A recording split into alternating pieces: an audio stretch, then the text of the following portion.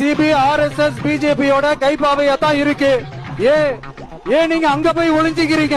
ஏற்கனவே எதிர்பார்த்த மாதிரி இந்த வழக்கை சிபிஐக்கு மாத்திருக்காங்க உச்சநீதிமன்றம். முதல்ல தாவேகா தரப்பு வந்து போடப்பட்ட வழக்கு என்ன, சென்னை உயர்நீதிமன்றம் பல காட்டமான கேள்விகளை தாவேகாவினரை பார்த்து கேட்டிருந்தாங்க.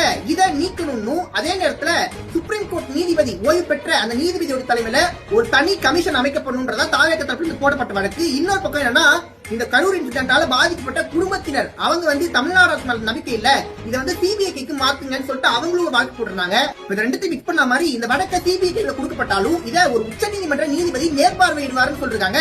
இதுல என்ன ட்விஸ்ட்னா, ஏற்கனவே சொன்ன மாதிரி இந்த கரூர் விபத்துல உயிரிழந்த குடும்பத்தை சேர்ந்த செல்வராஜ் அண்ட் பன்னீர்செல்வம் இவங்களுடைய மனுதாரர்கள் தரப்புல இருந்து இப்படி ஒரு வழக்கை நாங்க போடவே இல்லை சொல்லிட்டு உச்சநீதிமன்றத்துல அவங்க வாக்குமூலமே கொடுத்துட்டாங்க. இந்த செல்வராஜ்ன்றவருடைய மனைவி கரூர் விபத்துல உயிரிழந்திருக்காங்க. அவர்கிட்ட அதிமுகவை சேர்ந்த பாலகிருஷ்ணன்றவரு கையெழுத்து போட சொல்லிருக்காரு.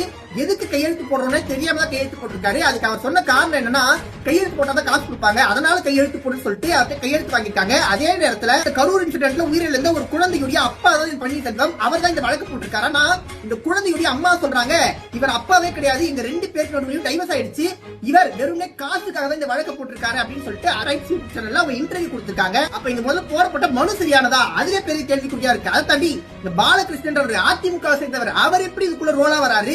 ரொம்ப முக்கியமா, ஒரு சாதாரண குடும்பத்தை சேர்ந்தவங்க உச்ச நீதிமன்றத்துல வழக்கு போடுற அளவுக்கு யார் இது உந்துதலா இருக்கா? இவ்வளவு கேள்விகள் இருக்கு.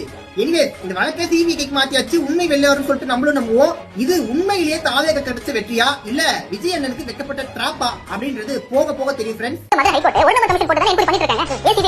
சிபிஐ கொடுத்ததே வந்து காலம் தாண்டி 5 வருஷத்துக்கு தள்ளி போடணும் சொல்றதா சிபிஐ.